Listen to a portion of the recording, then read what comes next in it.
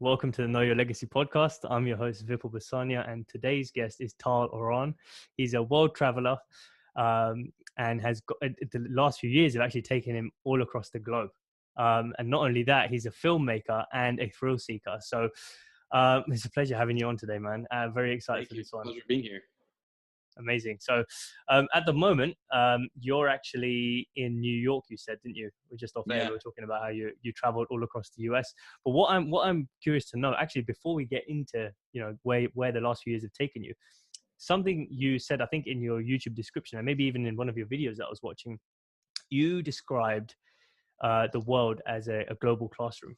So if that's the case, and that's the sort of conclusion you've come to, who would you say are your teachers? Oh boy. It's pretty funny because I'm a person who takes a pretty big outlook, like a metaphorical outlook on a lot of things. And so a teacher for me could be like a cool person that I meet along the way, or an experience that I have, or I don't know, like even a plant that I run into like in a jungle when I'm hiking, it really depends. But like that little phrase that I put in my description comes from kind of this dichotomy that I had when I went to college, and I saw how much I felt like I learned in one semester opposing to how much I learned just in like 3-4 months of traveling to just random countries.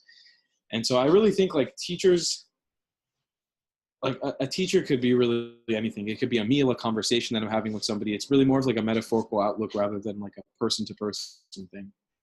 Yeah. I guess you can, there's so many things that you can take away as being your teachers. It doesn't just have to be, in the school setting. It can be an experience that you've had as well, which it seems you've had many of. Is there any particular experiences that stood out to you where you thought, okay, wow, I'm going to remember this one because it's taught me an important life lesson, so to speak? Oh man, so many. I mean, there's a couple like big ones that kind of shaped who I was. Some of them that like felt a little, I don't know if I could say they were clean cut life or death situations, but there were a few that like, I was like, how am I going to get out of this, financially, or my health and safety, or physically, just as a quick example, like this was the first real trip that I ever kind of embarked on. Was my first trip to Africa. And coming from the US to South Africa and Zimbabwe and Zambia, you have to get a shot for yellow fever, because it's rampant through sub-Saharan Africa. And to get a shot, like a vaccination for yellow fever, you have to get injected with yellow fever. So you build up an immunity to it. Now, yellow fever is a super dangerous disease. And one of the side effects to getting this injection is that you get yellow fever for a very short amount of time. Like you essentially come down with the fever, and then there's like a 0.00001% of dying from the vaccination. And so I remember when I got the vaccination, and this was before I ever had out like on a real trip or anything by myself, I just fell into this horrible fever. And I was kind of sitting there like, am I going to make it out of this? Like before I even start, before I do anything. And that was kind of like the first real lesson to me, of how like you can't expect anything out of this. Like everything, all your expectations are meant to be broken immediately. If you expect something to go good, it might go bad, or it might go even better than what you expected. And so like with all this anticipation of going to Africa and seeing like all the wildlife in this, I was like, am I going to die here from just a vaccination? Is that really going to happen? Because it was the craziest fever ever. I had like hallucinations and I was sweating like crazy, and I thought but yeah, that's just like a perfect example of like on the first thing that kind of hit me immediately. I was like, wow, that's intense right there.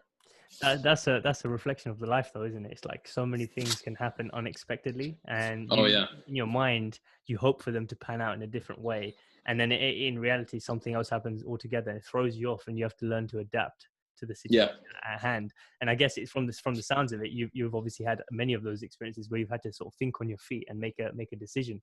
Yeah, for sure. I think that's like what makes travel the best, is like you get yourself into situations whether you want to or not. I mean, some people more than others, but in most situations when you're traveling, especially for prolonged periods of time, you get put in situations that you never expect, and where you have to think on your feet. Like it's similar to being in a classroom environment where sometimes, I don't know, you get thrown an equation or a question where you don't really know, and you have to kind of think on your feet quickly to be able to answer it. Just sometimes it's a little bit like life or death, or I'm going to lose $1,000 doing this, or am I going to lose $500 doing this or not? But yeah. Yeah, no, definitely. And just to take it back for people who may not know you that well or don't follow your channel just yet, how is it that you actually got into traveling full time? Well, I've never given the full story, but I started when I was 17, just kind of taking little road trips with my friends through the state of Florida, where I'm from. I live in Miami, and so for us, it's this giant state that spans like 9-hour drive to like next state over to Georgia. And so there's a lot to do within the state. So we would just kind of take little drives around with the cars that we got for the first time. And slowly I kind of like realized, I was like, you can just do this. Like, this is just something you can do. Like this freedom of just being able to like drive around and just go explore stuff. Like, you just stop on the side of the highway and go into a forest or something. And like, it's just like, I can't believe you can just do this as a person. And so then I took a trip to Africa after that. I convinced my father to kind of split with me as a graduation present to fly me out there, which took a lot of convincing. But I was able to get there. And then that kind of turned the bug on, where I was like, you know, it was my first time meeting Australians and Canadians and people from Singapore and from Chile. And I was like, wow, there's like so much to learn from these people. And like, you know, in Miami, you don't have such experiences with all these like global people. And I just kind of fell in love with it. And I started slowly just taking trips in and out, working like some jobs here and there, quitting them so I could continue funding my travels, and until it turned into my full-time job just this last year. Nice. So it sounds like you've had to obviously keep yourself going in the meantime, and funding yourself up until, you know, as you just said, most recently. So obviously people don't get to see the full story behind the scenes and what it might actually feel like to have to go through that struggle of, like, you know, when you're going through those jobs, sometimes you might be thinking, well, why am I doing this? You know, did you ever question yourself, thinking, oh my God, yeah, you know, I had a life in Miami and now I've chosen to do this. What am I doing here? Almost. Yeah, it's really funny because there's been a lot of self-reflection this year on kind of like my growth in my past life, and especially now when I'm coming towards the end. To give a little context, I'm in New York because I'm finishing circumnavigating the globe. I flew from Miami last year in a full circle east around the globe, and so I'm just about to get home after a full year of going around in a circle. And coming back, like, there's a lot of self-reflection, especially landing back in the States after visiting so many countries and kind of experiencing life here in the US again. About like what my past life was like. Working before I left, I had a pretty stable job in like a retail store, then a phone store, where I was getting paid like really nice. But I was depressed, you know.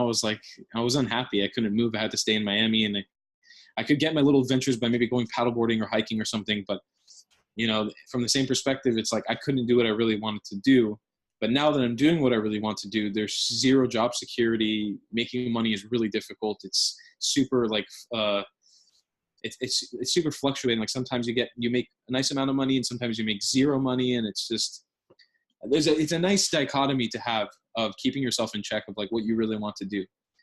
And so now I think, having seen both sides of that table, I'm able to get back to home after this full year and like kind of sit down and think to myself, like, from all the lessons that I learned, what can I put together as like a lifestyle that really, really works out for me, you know, and maybe preach that message to other people, especially my age, that you don't have to be in like a little cookie cutter shaped kind of lifestyle. You know, you don't have to go to college, do this, do that. If you want to, that's great, but you don't have to if you don't want to. You can figure out another way to make your life what you want it to. And that's what I really loved about, just as a side note, about what your podcast was kind of about. It was like knowing your own legacy and knowing where you want to go and taking your life into your own hands. And I love that message more than anything, because that's what I try to preach in my videos all the time. That's the thing, exactly what you just said, you know, not living that cookie cutter life. And most people do, because they don't take the time to think as you're about to do, and as you have done leading up to this point, about all the things you've learned and where you want to go next. People just jump in, like, you know, you were at the retail job. Most people probably would have dreamt what you dreamt, but then stayed there dreaming behind the counter, you know? Yeah, definitely. I left with $200. I left broke this year. Like, I started with nothing. And somehow one of my videos blew up, and instantly I had money in the bank account, enough to get me to the next place. And then I went broke again with like $500 left. And then boom, another video blew up. So I had enough money, and I was like, if this trend continues, I can somehow make it around the world. You know? I could potentially do it. But, you know, there was always a real chance of getting stuck somewhere. I mean, even right now, being back in the States, the bank account slowly dwindling. I'm still loving what I do, but like, you know, you see the numbers in the bank account slowly go down week by week. It's something that kind of puts a fire under your ass of like, okay, what's the next move? Where do I go with this? How do I do this better? And you can do that in a retail store for sure. If you want to, I don't know, become a manager or whatever, if that's what makes you happy. But for me, it was always like, if I'm not living my best life, if I'm not living my happiest life, then what am I doing? You know, like what am I doing here? What's the point of all of this? That's a very, very deep message. And one thing from what you just said that I wanted to ask is, you know, you've come now to a point where you talk about self-reflection, and you know everything you've learned, you want to sort of package it together and figure out what it is you want to be doing next. When you're going through, you're obviously thinking about that as you're going through the journey, but when you're going through that period where you haven't got much money, you're running out, you don't really know what the next steps are, they're not exactly clear, but you know you're doing what you love. How do you balance that juxtaposition of those two situations? To be honest, I'm going to be completely honest with you. I'm pretty bad with it in a sense of like preparing. I have to say this year was very reliant on luck. Like my job saved my ass more times than I can count, you know, of like when I really ran out of money and I didn't know what was going to happen next, boom, a video blew up. So I was like, okay, I have money to breathe. I'm going to be able to make it. But really my backup plan was just go homeless, sleep on a park bench, travel around with them until you can make enough money to continue or get a job. I think a lot of people don't realize how cheap traveling is. It's not as expensive as people make it out to be, because it doesn't have to be a 5-star hotel in Paris. You know, you don't have to wake up on this beautiful balcony with the Eiffel Tower in your distance. You know, you can wake up in some back alley in Paris, coming out of like a hostel that cost you like €5 a night. So I knew no matter what, even if I ran out of money and I got to zero, I could always get a job working on a farm, do some work exchange, do some, you know, electronic work that I have background, do some freelance photography that I have a background with. So I knew I was never truly in trouble. But I knew that if I wanted to pursue what I'm doing on YouTube, I would have to balance this like continued content creation, you know, I would be able to upkeep for my audience while balancing making money. And so it's a scary thing, but what I always try to show people is that it's really not that hard to do what I'm doing. It's just about taking that step. You slowly figure it out, but you just grab a backpack, go with $100, see how far $100 can get you. Try it again with 500, try it again with 1,000, you know? It's really not that scary, and it's not as expensive as people make it out to seem. Am I talking too loud, by the way? I don't know. No, it's perfect. It's perfect. Okay. Yeah. I was going to say, so from what you're saying, you know, if you work it out in the correct way, and I guess if you plan it ahead of time and not spend it all on a 5-star all-inclusive hotel on the balcony, you can make the money last. So when you're going through, you know, you're deciding to go to a certain country, how do you plan what it is that you're going to be spending money on? Like, what are the essentials for you? Well, at the moment, I guess travel breaks down for me into a few tiers. So your biggest cost usually is accommodation. Your second biggest cost is transportation. And then your third biggest cost is food and just sustenance, you know, water, whatever. Because when you start doing this backpacking kind of lifestyle, you realize very quickly souvenirs and little trinkets and stuff, they are not in the question. They're not in the picture at all. They're out of the question. So you really only have room in your backpack for what it is you need to survive. Your clothes, your basic necessities, whatever. And so once you get the flights and transportation out of the way, which I usually do pretty quickly when I'm doing the planning, it's either I do it quickly or I get it out of the way last moment like an idiot. Once I get those out of the way, what it comes down to is finding accommodation and figuring out your food. Now, in most countries, you can find budget food no matter where you are. If you're in London, you know, you can find super cheap food in the Chinatown. You can buy for £5 like a giant bowl of noodles, you know, something that's going to fill you up for a few hours and you can keep going or whatever. But let's say if you're in an expensive place like New York, there's always those little hole-in-the-wall places that you can get a meal for $1 or $2. So once you have that figured out, your last step is figuring out your accommodation. And then when you figure out your accommodation, I try my best as much as I can around the world to not pay for a place to sleep, because I'm young right now. I'm 21, so I'm able to take advantage of the fact that I have parents at home with a house, so I could always run back there, worst case scenario, if I need to. But one day when I own my house, I want to open the doors for people who are opening the doors for me now, or for younger travelers, you know, besides me that are doing what they want to do. And so now I try to either do couch surfing, or I try to do really cheap hostel stays or guest house stays, or kind of reviews and accommodation in exchange for promotion. And so once you get that third kind of thing figured out, your accommodation figured out, travel really isn't that expensive. If you can figure out how you're going to eat for cheap, how you're going to travel for cheap, and how you're going to stay for cheap or free, in most cases. And you'd be surprised how many people will open the door for you for free in every country. I mean, I've done it in England, and I've done it in the Philippines, and I've done it in Korea, and I've done it in Japan. You'd be really surprised how many people are friendly and open enough to just let you stay for free. And so once you figure those things out, you realize it's really not that scary, and there's not that much, pre-planning that you need to do. And a lot of times you just kind of figure it out on the spot. Yeah. So the last thing you said there about figuring out on the spot, it seems like, one of the things you were saying earlier as well is that it keeps you thinking about, having a fire under your ass where you're thinking about what the next thing is to do, the immediate thing, not like, weeks from now, just like today. So it almost seems like it forces you to stay present, doesn't it? Like For sure. It takes away the anxiety of thinking about the past or thinking too far into the future. I mean, what's your take on that, and what's your experience been? I definitely agree. Like when you build up kind of like, okay, this is what I'm going to do in January. This is what I'm doing in February. This is what I'm doing in March. It tends to like creep up on you slowly, and you see the dates go by and the dates go by and this and that.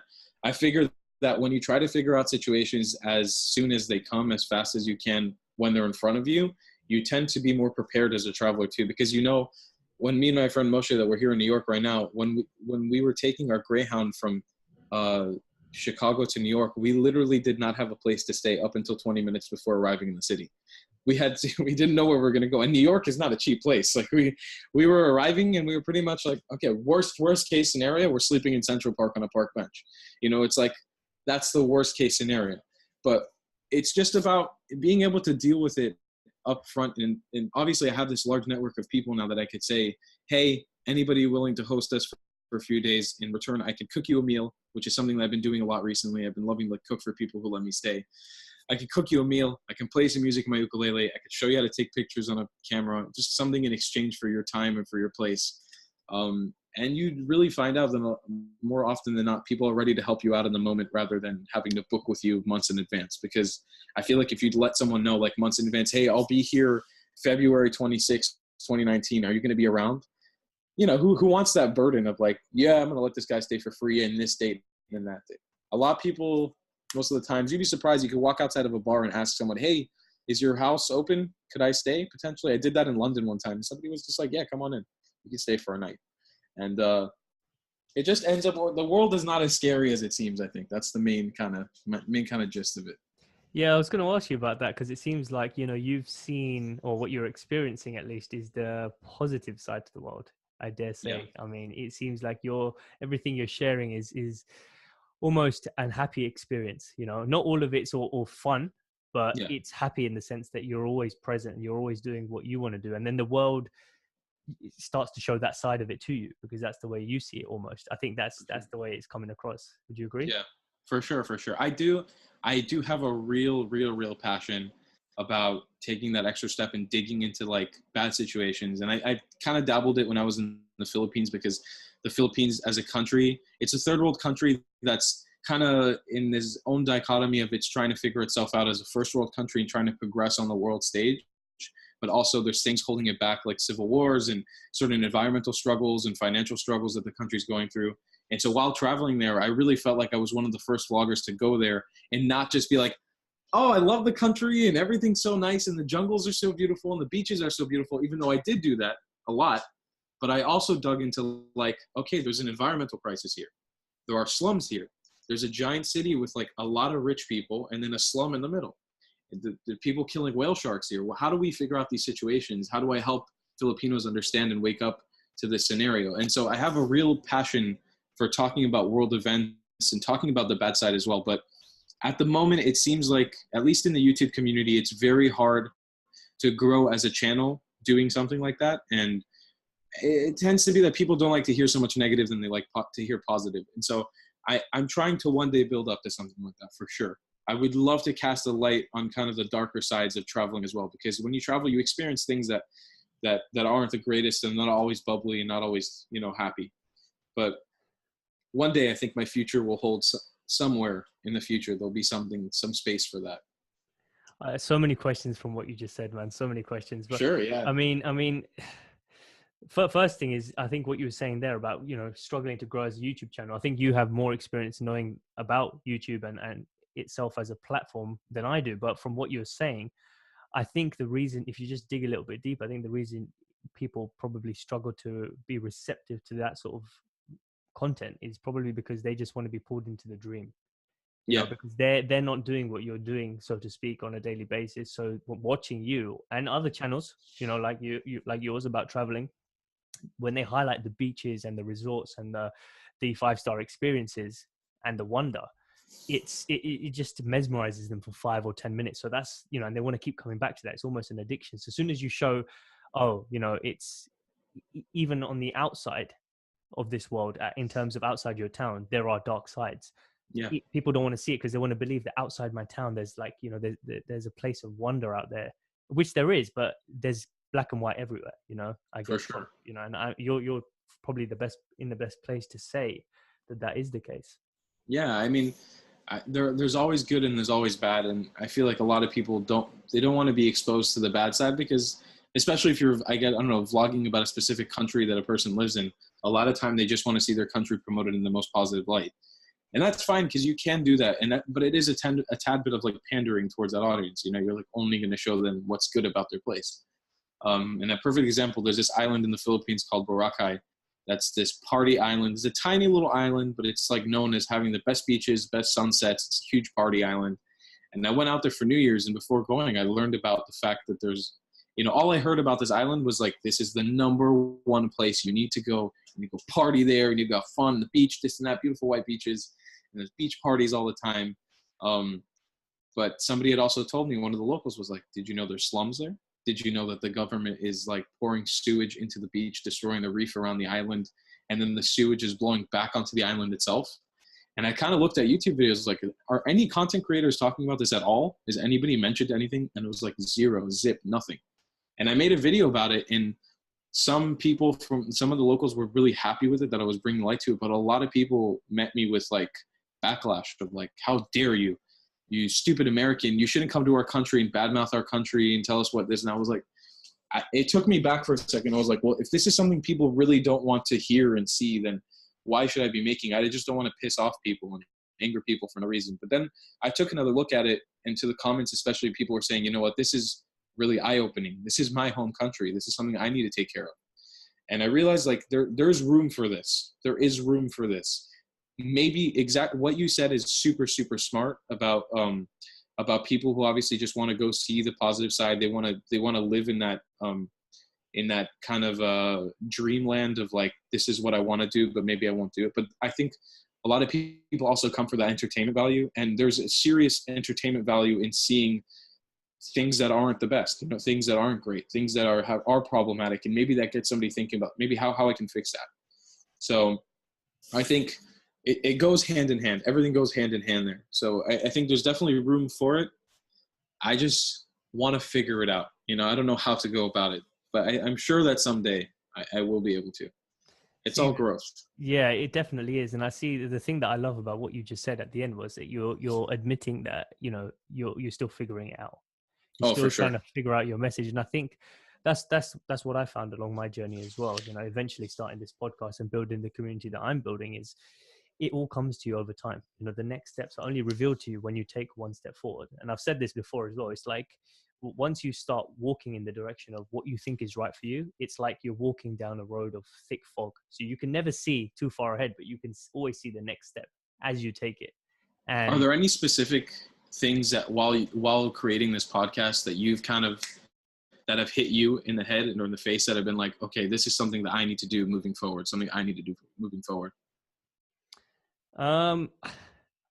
Yeah, I'd probably say so. And one of the things was the realization of creating the podcast in the first place. You know, there's so many small things thereafter, but the realization of, I enjoy having conversations with people just like yourself. But then I've realized, you know, this information is not aggregated in one place. It's so dispersed, and I know about it because I've read a book or seen a video or spoken to a person, but they're not in one place.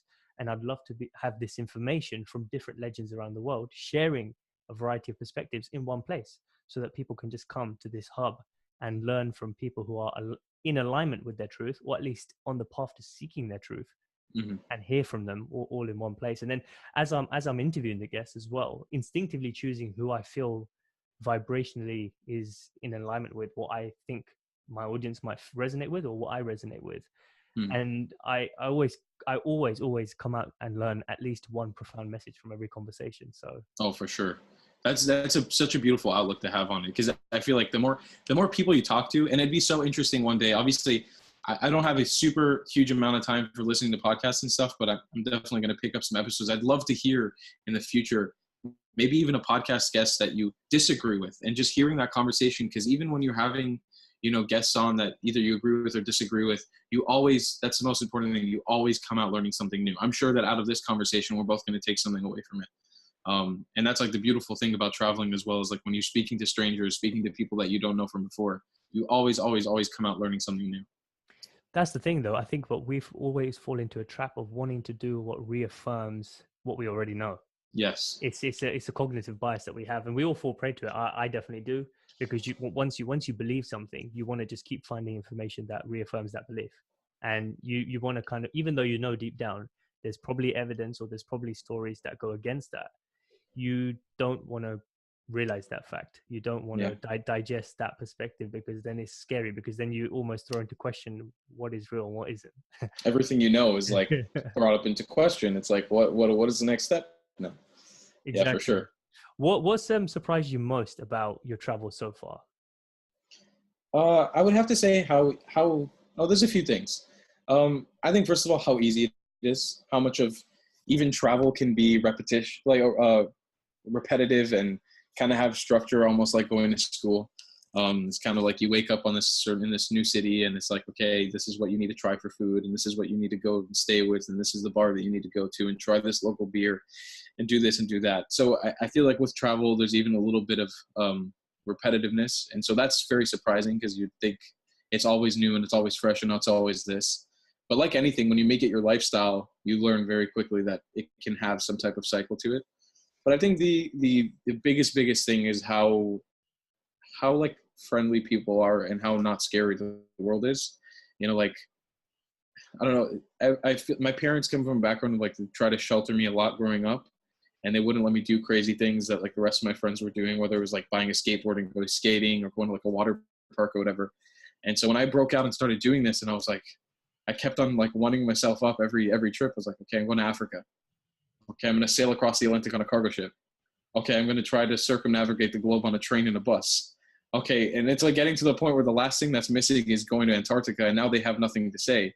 It was always this background of like, don't go here because it's dangerous. Don't go here because it's dangerous. Don't go here because you'll die. Or there's a civil war going on here. There's a financial crisis going on. Like, and every time I went, people just surprised me of how it wasn't that dangerous or wasn't that horrible in that specific country or place.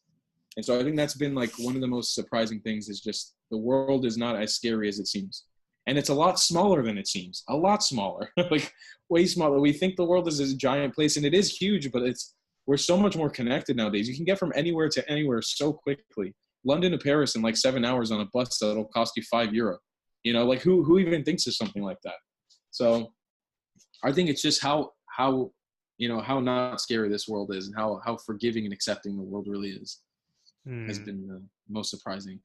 Yeah, and what would you say are one of the stories that come to mind from learning that lesson? I mean, what does it cast your mind back to when you think of it? There's a good specific example, and I mean, this is something that comes with a bit of controversy. So my background, I'm Israeli, and being Israeli, the countries that surround Israel don't have the greatest relationship with it. And so this summer, me and my friend Moshe, we wanted to go to Jordan, because it had been a dream of ours to go to Petra. And for years, my parents were like, do not go. This is a Muslim country. And being a Jewish person and going to a Muslim country, especially from Israel, it's a little bit scary, because a lot of the places preach a lot of violence towards Israel and a lot of violence towards Jewish people. And so we were very scared and skeptical of going inside. And when we went in, we were treated with nothing but kindness and very, very nice people that took care of us and fed us and took us around. And I realized very quickly, it's like all these things that people kind of preach to you about how dangerous or how scary a place specifically is, it might not hold up. So it's better for you to go try rather than, kind of be sheltered or shelter yourself from ever trying that experience before. And so that has to be a specific example that I learned this year, very, very, very recently, in the last like 6 or 7 months, of how like I want to do more things like that. I want to do more things that scare me, more things like that open my mind to what I want to do. Yeah. So that was definitely Yeah, it seems like you went from quite a big extreme then, from your parents saying, don't go here, don't go there, and giving you advice almost from a place of love to protect you. yeah, I would hope so. But then we always want to explore things for ourselves. I know at least I do. I'm told not to do something. I want to see it for myself first. yeah. And it seems like that's obviously what you went and did. But what else have you got in mind in terms of wanting to challenge yourself? Are there any particular things that you are planning or hoping to do? Yes, there's actually quite a few. One thing that I want to work into my travels is obviously giving back, because I feel like I can't keep traveling the world in like the selfish perspective of just me, me, me, me, me. Like, this is what I want to see. This is what I want to do. And being 21 gives me a certain advantage of, like, I'm kind of one of the youngest people doing this right now. I don't really know any of my other peers that are making videos on the internet, or any of my other influencers. They're all upwards in their 30s or late 20s. And this is kind of after their work, after their job, after college. This is all I have. This is my life. I don't have a college degree. I don't have a job outside of this. So I feel like I now have traveled to 36 countries. I have 36 countries on my back, a lot of experiences, a lot of knowledge. I want to see how I can work into giving back to people. And so I have a few projects in mind. A lot of it revolves around like wildlife conservation, because I really love wildlife and love nature, especially in the ocean. But I don't know. One of the biggest things is I just want to get people out there, especially Americans, because being in the US, everything is so comfortable here. It's so easy to go from coast to coast and get everything you want. If you want to go to the Caribbean, you got Miami. If you want to go to the Pacific Ocean, you can fly to Hawaii. All of this without needing a passport. If you want to go shopping, you go to the highest shopping places in New York or LA. If you want to see amazing monuments, you go to Washington, D.C. If you want amazing nature, you go to the West Coast. Like, everything you could possibly need is in the United States. So a lot of people in the US just tend to stay home and they never venture out. Whether when you're living in Europe, if you're living in London, or if you're living in France, or if you're living in Italy, you can just take a train or a bus and you're all of a sudden immersed in this deep culture that's different than yours, with a different, culinary palette and a different language. And so I want to get people, especially here on this side of the world, out there, whether it's visiting Mexico or Canada or just South America, maybe not flying all the way to the other side of the world, just experiencing something else. Because I feel like that makes us more respectful and more aware of our surroundings and other people. And that's definitely been a big goal of mine, for sure. That's powerful, and I think you're well on your way to actually starting to do that, because obviously you started it for yourself, you've gained experience, and now it seems like you're almost ready to share it with others to get to the next level in your life. Yeah, for sure. And I'm prepping. Yeah. So I mean, what actually motivates you? I know it's a very broad question, but why would someone leave at the age of 17 to then embark on this journey, knowing that he doesn't clearly know what the next steps are? What is it that goes through your mind to keep you going? I love this question. There's a lot of aspects that jump into it. I feel like with anything, you or I, if somebody tells you constantly, you can't do this, you can't do this, you can't do this, you can't do this, you're crazy for even thinking that you can do this, it makes you want to do it so bad. So bad. Like, if somebody continuously tells you you're never going to be able to do this and you can't do this, it makes you want to do it even more, because somebody's denying you of something that you could potentially see.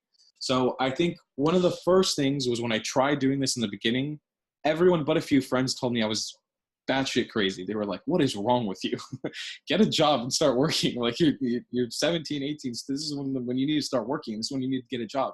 But I always had this craving. It was like, if I don't try doing this now, and I end up being 30 or 25 or 30 with like kids and a family, and I look back and I'm like, I never even tried, I would be so sad and so, disappointed in myself. And so one of the things that motivated me was like, every new country, every new travel experience, the more friends I made, the more experiences that I made, I was like, this is amazing. This is absolutely incredible. This is the most mind-blowing journey that a human can embark on, of like continuously trying to meet new cultures. Like, and we're so exposed to it nowadays. Back in the day, thousands of years ago, you'd have to travel on a horse through the Silk Road to get this type of experience. And who knows what you'd have to fight off in the journey, like whether it's wildlife or people trying to kill you, whatever. Nowadays, I can hop on a flight for $100, fly halfway across the world and experience a whole new culture, and then come back to my comfortable home and be able to, reflect on it and experience it. And so I think one of the biggest things that was motivating me was just that feeling of people telling me, no, no, no, you cannot do this. And me figuring out that it's really not that difficult and that I can do it. And it's 100% possible. And then another aspect of it was obviously finding that groove and finding the ease into it of how, how easy it was to do. And the last bottom line was trying something else, because I tried going for a semester into college and I realized it was not for me.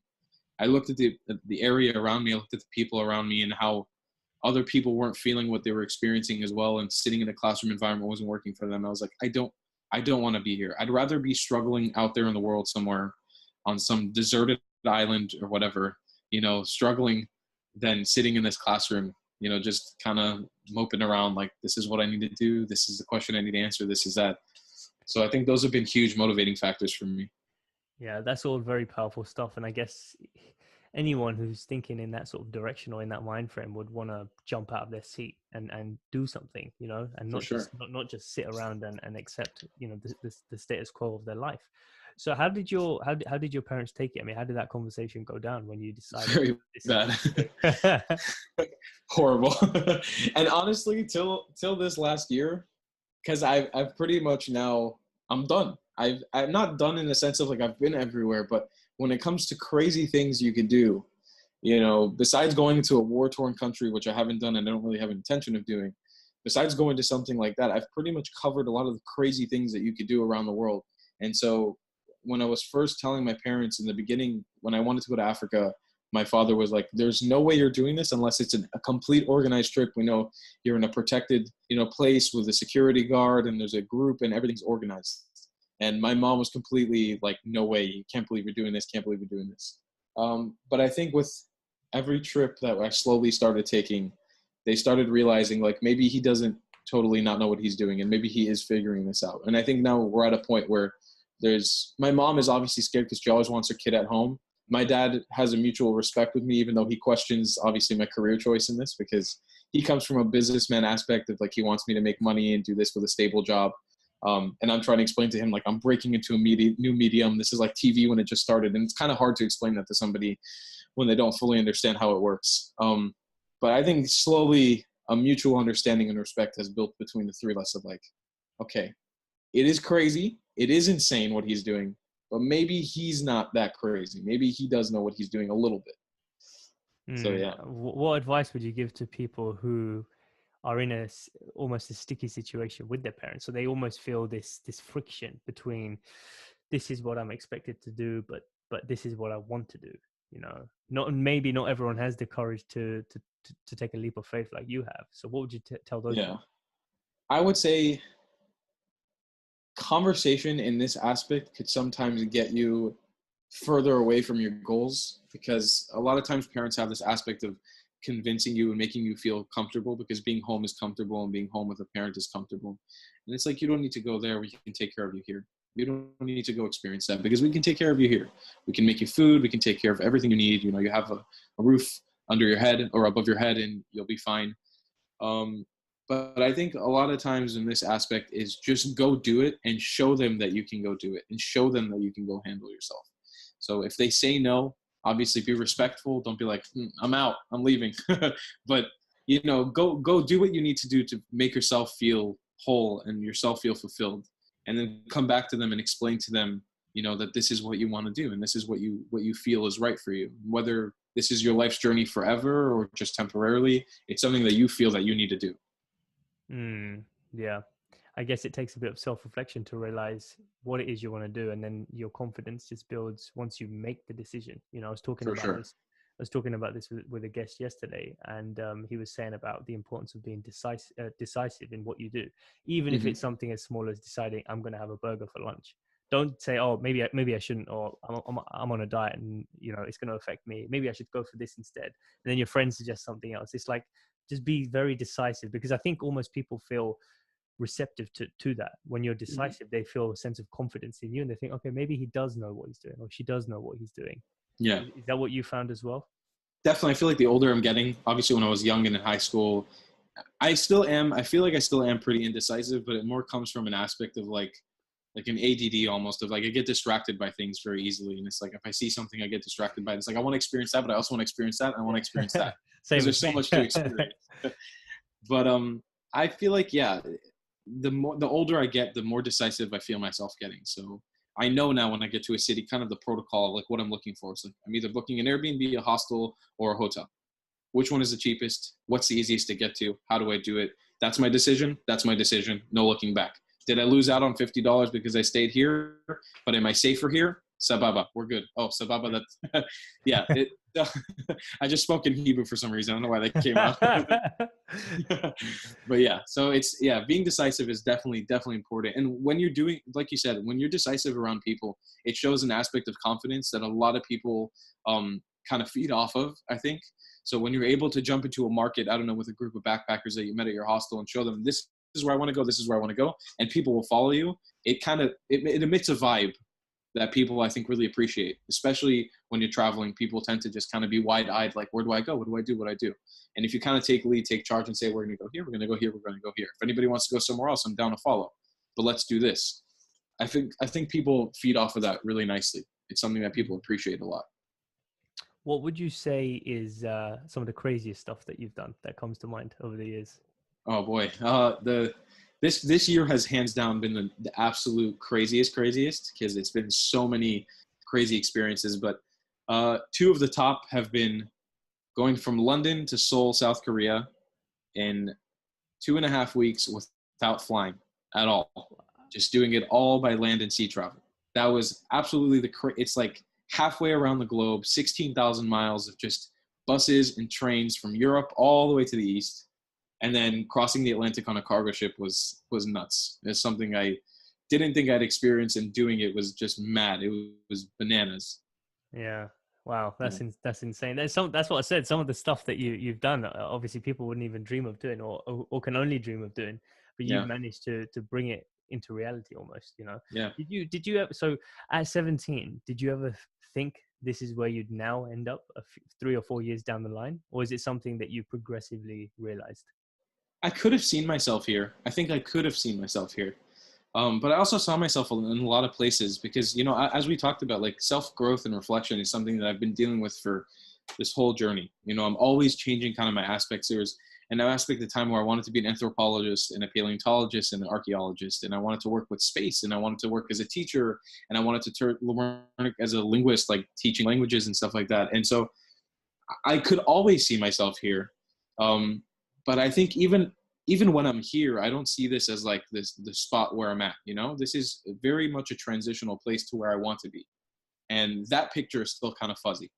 As we spoke, like animal conservation and making things that are more important than just fun travel vlogs or food videos is something that I'm very passionate about.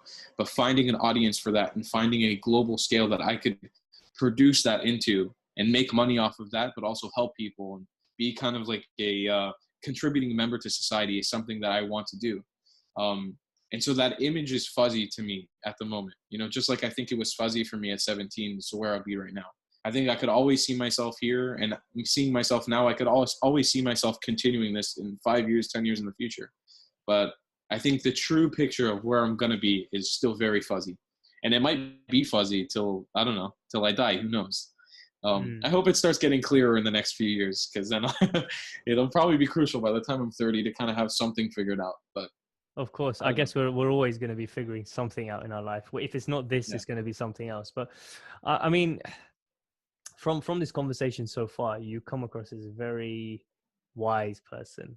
I would say that's what comes to mind. And Thank you very much. I don't mean in the sense of like an old Buddhist, or like a very old person who's in the final moments of his life. I mean more so a well-rounded, a well-read person, who's consciously aware of the world around him and himself. But again, I say that in comparison to some of the people that you might meet who are also your age and our age in our 20s, who don't have that level of self-consciousness or self-awareness. And I love you for this statement. I love you for this statement. But and let me just say one more thing before you jump Yeah. into this. Obviously, you haven't gone to university or college, and most people think, okay, yeah, he's probably just working in retail. He doesn't, he's there, then he's probably going to drink afterwards, and then or play video games, and then he's back to work tomorrow, or sleep in for 12 hours, as kids do these days. Yeah. Not everyone, but some do. But you seem like you're very conscious about what's going on. You know, you've got that level of vibration that's slightly higher than the average. Yeah. And I appreciate that so much because it's so funny. It's something that we talk about all the time, me and my friend that's traveling with me. It's, you know, we go back to Miami in a few days and being disconnected for that. I've pretty much been traveling this year with people that have been older than me the entire time. People in the 23, 24, 25, even in their 30s, because people that are 21 they're not traveling around the world. They're usually still just graduating from uni or finishing college or whatever, or just starting to work. Most people at 21 are not traveling around the world yet. And so developing this level of maturity so young puts you in this really weird place where it's sad to say, I have a very kind of skeptical outlook, or a very kind of kind of like a dreadful and sad outlook on a lot of people around me, because I see my peers at this age, their values and the things that they kind of reach up to is drinking and smoking and partying, and that's like pinnacle. That's pinnacle. For $150 a night, I want to go drink my ass off, get as drunk as I can, party, hook up as with many people as I can, and get back home and do that again next weekend. I'm like, with that amount of money, what you could accomplish for yourself, for self-growth, is insane. It's crazy what you could do with that amount of money. And people dream of it. They'll be partying and thinking like, I wish I could go on vacation here. I wish I could go on vacation. Like, you can totally do that. You can totally accomplish something like that. And so, yeah, I think it's really interesting to kind of feel like I've grown. I feel like I've grown up 10 years in the last 4 years, especially from the people that I've traveled with that have taught me so many important things. Man, do you feel that as well? I don't know how old you are exactly, but I'm 25, but I've 25. I definitely do feel that around people that have surrounded me over Yeah. this over the last few years, and that I'm surrounded by today as well. Some people in my life, and it's just like I wouldn't want to attribute that characteristic to myself, but I'm talking about feedback that I've gotten from others who are older than me in their late 20s or in their 30s, and they've said to me, "Man, you're not 25. At least your level of awareness is not 25." And I take it as a deep compliment, because deep down I do feel that, and I realize that, because I tend to see things beyond the surface level. I always question everything. Curiosity is probably the biggest trait that I have, which allows me to explore things further. Like you said, you have ADD, and it can almost be classed as a superpower, because you never let something rest. You want to always find out more. What else is there? What's behind that? You know, what's behind the veil? And that's allowed me to do my own research, figure out what there is beyond what I've been told. And that goes for career choices, that goes for medicine, that goes for food choices, that goes for everything. And the way that I operate is not just the first thing that I see I'll accept, or first thing I hear I'll accept, when most people around me do.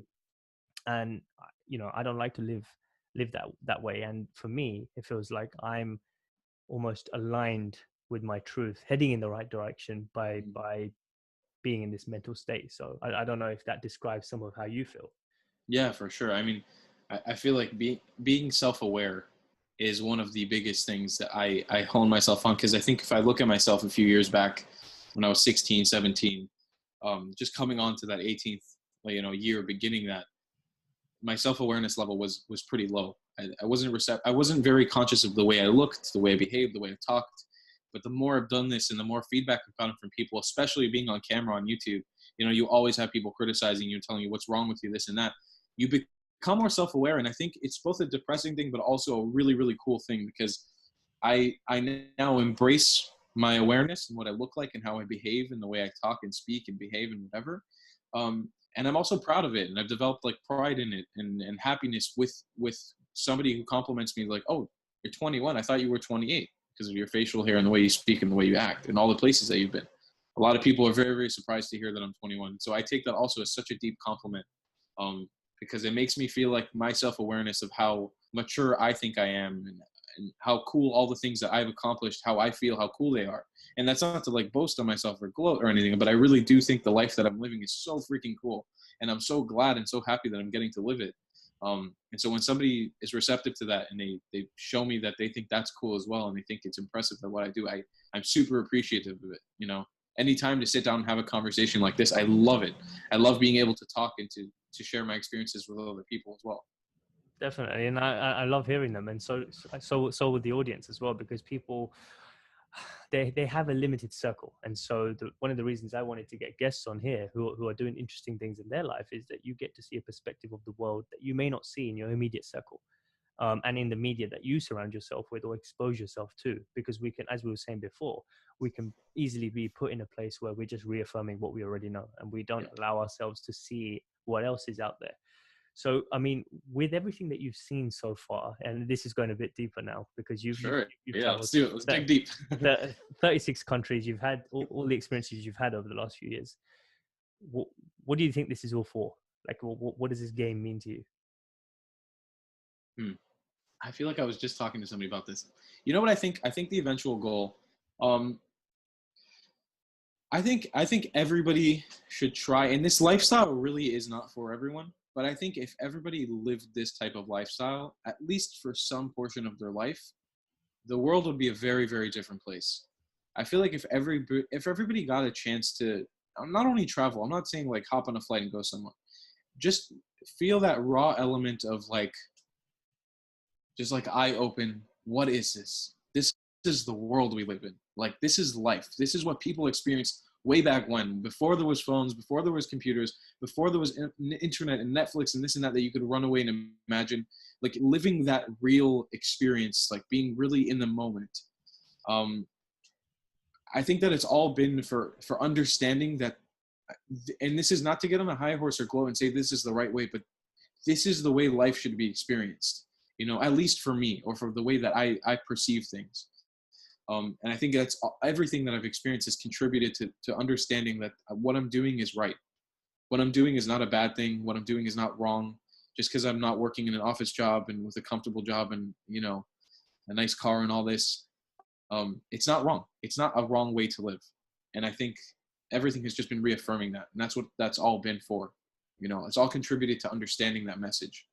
And what out of that, then, what would your definition of success be?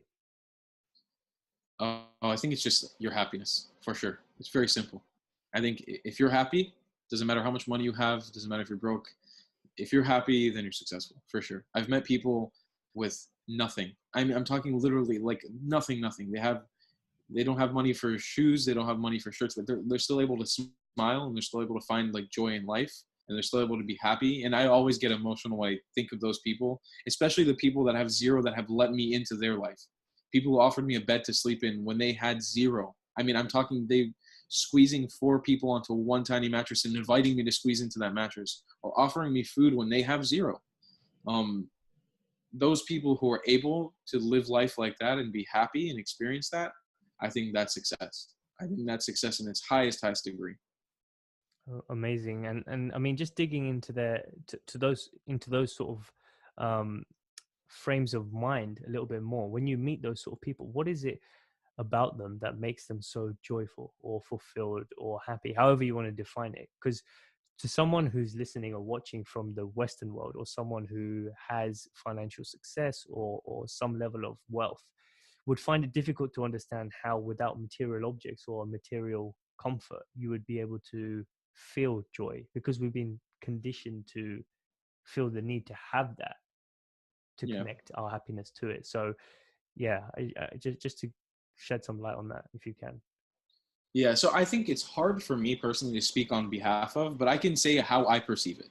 Because, for an example, when I was in the Philippines, I was spending Christmas in this city called Cebu. And I put out a little message saying I had never experienced Christmas. I've never been to like a Christmas thing because I'm Jewish. I never really got to experience it. So I put out a message saying, hey, anybody want to host me for Christmas? Like anybody know a family or something? I'd love to make a video out of it and show what a Filipino Christmas is like. And somebody had sent me a message and said, hey, I got a place for you, but it's in a slum. It's inside of a slum. So you need to be okay with that. It's a little bit of a dangerous area. Obviously, I'm going to have to like escort you through the whole thing and show you where to go and this and that. And when arriving, I came to a house that was like a 4x4 with a kitchen. The bedroom was literally upstairs. There were cockroaches coming through. There was garbage in the street. You know, people had torn shirts, this and that. But they were able to, I think they were able to understand that, even though there's a guy a few blocks down that's driving a sports car, and they see that sports car walking around the street sometimes, they realize like what's important to them is living their best life in this situation, you know, making the best out of what they have right now. And whether that means inviting a stranger like me, a Westerner, that obviously I'm coming in with an expensive DSLR camera and I'm vlogging and I'm showing this stuff in their face. And like, you know, my wallet has more money than their entire house. And this isn't to gloat, but it really is like, that's the situation. Not being jealous and not trying to steal or to take away or make me feel bad, but understanding that they're in this situation and I'm in this situation and they want to live their best possible life with what they have. And I think people who are in that boat that understand that and are able to smile are the ones who are the wisest. They're the ones who like are able to put on, it's not a facade. It's not like a fake smile. It's true happiness, like loving your family, loving your kids that you're with, and being able to blast some music on a New Year's Eve, especially when you're living in a place that, you know, somebody else would call a real shithole. Like it's literally a dump. Um, and being able to make the best out of that moment. Uh, that's true. That's a true definition and meaning of like understanding it, you know, and understanding, getting it. I think at least. So from going through that as well, how do you think that's changed you as a person? I think I'm definitely more perceptive to other people living that life, because living in the U.S. in the Western world, especially in a big city like Miami, there's no slums, there's nothing close to it. You know, we have some areas that are like, they're called the projects, that are a little bit like lower income neighborhoods that have issues for sure, and there's definitely problems that go on there, but nothing close to, you know, living on literal garbage piles. Um, and so I think, first of all, being perceptive to the fact that that even exists has contributed to me understanding the world around me, and understanding that like a lot of people don't have it as good as me, and to be grateful. But I hate that statement because it feels so cliche. It's more than just being grateful for what you have. It's truly understanding that there's these people that will forever be living in this situation, and I will forever be living in the situation that I'm in. And you know what? I don't need to feel bad. That's okay. That's okay, because as there's people who are living their best life within that as well, and there's people who are living their best life in a situation that I'm in. There's people who are living their best life when they're billionaires, but also throughout all those groups, there's also people living their worst life. And so we're just all kind of living in this one big pile of people, you know, moving through different financial groups and different experiences in life. And I think it's all kind of comes back in one big circle at the end of the day. I think just one big circle of people kind of living. Did that make any sense? I feel like I kind of rambled. No, it definitely did make sense, and I definitely resonate with that. And it's a thought that I've been having recently, is that even because I used to get confused sometimes, right? And you see these billionaires or millionaires, and sometimes they can be depressed, or they go broke, or they're you know, unhappy with their lives. And I'm just thinking, how you've got all this money, but then when you scratch the surface and you start to think a bit more deeper than just money, and you realize that, you know, money is a means to an end, it's not the end itself, then people who have that aren't finding their happiness there, Yeah. because it's feeling a deep sense of fulfillment almost. And people who have that sort of money, some of them don't feel it, and that's where the gap comes in, whether it's missing love from their family life, not having friends that they can share those experiences with, that the money allows them to have, or a number of other things. But to people, you know, to the average person who may not have a source of income that some of these guys may have, it's hard to understand what the gap is in terms of how can they not be happy. You know, it doesn't make sense, because they've got the one thing that I want, and that would be, you know, people would say, oh, money. A lot of money. Yeah. They assume just because they've got it that they should be happy. But then it always brings me back to the quote that Jim Carrey says about, you know, he hopes that everyone becomes rich and famous one day, just to realize that that's not the place where happiness lives. Yeah. And it's true, because once you get the thing that you are so chasing, you then realize, oh, what's next? And that's always going to be the case. You're always going to be thinking, what's next? What's Super next? interesting. What's next? Yeah. And you end up chasing so much that you you end up chasing death. You get to the end and you realize, oh shit, all I've been doing is chasing. And that's why it's important about this whole thing that I'm talking about, is legacy, is rather than chasing mindlessly, take some time to think and reflect. As I think it was Seneca who said, you know, the unexamined life is not worth living. And to me, there's many ways you can perceive that, but to me, it's taking a time to pause, to stop, to reflect, and to think about where is it that I want to go. What is my meaning of life? Like what is it going to mean to me? What does happiness or fulfillment, all the things we're talking about, mean to me? And then what can I do to fill that life with the meaning that I want to give it? You know, because in the end, Yeah. when you're sitting there silently, just as you would, I'm sure, when you're laying your head in the pillow in the slums and everyone's gone to sleep, it's silent. Maybe you can hear some noises of animals outside. I'm sure you have thoughts of, you know, where am I? What am I doing? Where is this all going? Yeah. You know, I'm going to remember this one, you know, in the long term. And that's the sort of stuff you're going to, I guarantee you'll think about when it comes to your final few days. You'll be like, I remember that day when I was in the slums. I remember those people. I'm glad I had that experience. And it's all things that you're engineering for yourself now, so that later on you can read the story in your mind visually when you're reflecting. So that's my little ramble. Back to you. No, man, I loved it. No, I think self-reflection is such an important thing, especially like taking that time to really reflect and think about it. And you know, when traveling, you have so much downtime. Like right now, we just took this whole trip across the U.S. It was a period of time where we were on a bus for literally 2 days, like 2 days on a bus nonstop. You're just looking at a window. You don't have much internet. Your gadgets eventually run out of battery, and you're just left to yourself. It's just you now, and just you and your thoughts. And taking those moments to think about everything you've experienced, and like the little things, even like those dolphins that I saw jumping in Hawaii, or that bird that was flying in Japan that I saw, or that train that passed by in Korea, is like reflecting on everything and taking all the minute details and putting that in your head. It's so, so important because it makes you more receptive to everything. It makes you more just open to understanding everything that's going on. Yeah, for sure. I completely agree. And I guess it's just a um, constant journey of uncovering the truth for whatever it may mean to you. So amazing. So yeah, let me wrap up into the last few questions. Sure. After this sort of conversation, I'm fascinated to see, you know, what your answers will be. So the first one being, with everything that you've learned, everything we've discussed, and everything that has come to light for you up to this point, is there anything different that you would tell the 18-year-old self for you? Anything different? I would say be a little bit smarter with your money if you can, Tal. Just a little bit. Try to save a few bucks here and there. You know, don't. I think at 18, I was super, super preoccupied with being like the next big YouTuber. When I started realizing something was catching on, and so I was obsessed with like getting the next big camera and this and that. Obviously, financial. Yeah, you know, I didn't really have the finances to do it, but it's something I aspired to. It was like, I want to have this big camera and this big camera. And once I got those big cameras, I realized it's really not the gadgets that are what making my success. You know, it's me telling a story and showing people these amazing things. That's what's growing my channel and helping me out. So I think I would definitely tell like an 18-year-old Tal, just chill out, take a step back, learn how to formulate your thoughts, learn how to really sit down and reflect on everything that you've learned and produce that into video and show people that.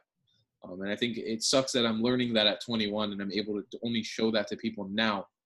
But once again, that's all part of the journey. That's all part of the growth. Exactly, yeah, because I think we will always have that frame of mind, as you just said, that expression of, I wish I knew back then. I wish I knew back then. And it's always going to be the case because hopefully, I mean, as the days and years uncover, you just become more self-aware. So then you're always realizing, I should have done this. I should have done that sooner.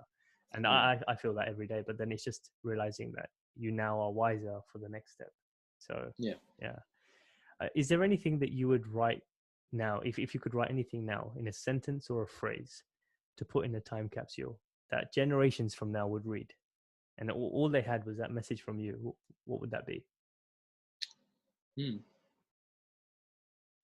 Okay. Okay. Can it be kind of long? Can it be like one nice little long Yeah, sentence? yeah. Okay. Um, when you look at the history books from this generation, don't believe that it was that bad, because it wasn't all that bad, and it was actually kind of awesome. Period. And let them think about that one, because I'm sure that in the history books, things will go down as this is some kind of era. Because I don't know, everything you hear when it comes to political and news and everything, it's always that everything is so bad and the world's on fire. and everyone's dying and everyone's suffering and everyone's doing horrible, but it really is not that bad. Like at the end of the day, we're living in such a freaking cool time. The fact that I'm sitting right now in New York and you're sitting in England, presumably In London, yeah. London, and we're able to have this conversation, from thousands of miles away, and broadcast. It's not like people on the news couldn't do this 10, 15 years ago. But at the end of the day, when it comes to internet, it means we're nobodies, you and I. Like we're just some people. And now hopefully we're friends after this conversation. And it's just such a cool thing. So I would love to show people who are looking to the future, who are living in whatever future, that it wasn't that bad back then. It wasn't that bad. It wasn't horrible. It was actually kind of awesome. Yeah, exactly. And I think you're one of the very few people who's helping to uncover the truth, as Yeah, we were saying before, it's not all doom and gloom. There is a brighter side to the world. You just have to know about it and be aware of it. for sure. So you're in your final few days now of your life, and you're doing a lot of self-reflection and you're looking back. What's the legacy you hope to leave behind? Legacy. You know what? I think that's kind of a hard question to answer for me. I think I still need some time to figure that out, what the legacy that I want to leave behind. I know that I take certain aspects of faith for my religion that teach me to leave the world a better place than what I found it. And that's something that I strive to live by. I really, really hope in my final days, I'm able to look back and say, I left some mark on this world. I helped out. I did something better to contribute to the world as a whole. So I think that will always be somewhere in part with my legacy, but figuring out what my true legacy is, I think in a few more years, hopefully we can sit down for another podcast and I'm able to tell you a more concrete kind of, this is what I need. This is what I want. I love it because I think everyone is in that position, So it's people. I think the message I really try and drive home as well is that it's okay not to be feeling 100% clear on what it is you want to do, as long as you have that feeling inside you that there is something I want to do. There is a hunger. I just need to figure out what it is. I need to express that feeling, and eventually over time you will figure out how to express it. So no, thank you so much, Tal, for taking the time to For sure, man. have this conversation. This was great. Been absolutely amazing. Epic. Yeah, this was really fun. Let me ask you, are you based in London at all? Oh wait, have we ended the podcast? Is it? No. I'm gonna wrap up now. Okay, sorry, I was about to jump in there. I was already like, I want this guy to be my friend. Yeah. So just before we do wrap up, so where can people find you if they want to follow your journeys? You guys can find me on the internet on youtube.com/travelingclatt. That's CLATT, and traveling with one L for you Brits. That's spelled it with two L's. But yeah, if you just look up the word Clatt anywhere on Google or on YouTube, CLATT, you'll be able to find me. My face will pop up. I'm a big bearded man with long hair. And yeah, come join the journey. Awesome, man. All right. Until next time, definitely going to have a part 2 of this. For sure.